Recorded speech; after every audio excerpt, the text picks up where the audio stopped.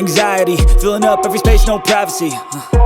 And silently, it could build and build until you finally see, whoa, it's taking over, damn, no closure, moving closer.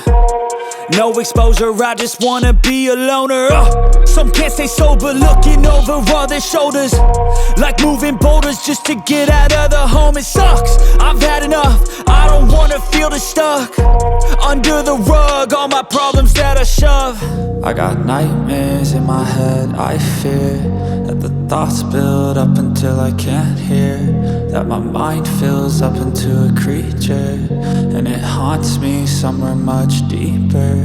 I got nightmares in my head, I fear that the thoughts build up until I can't hear, that my mind fills up into a creature, and it haunts me somewhere much deeper.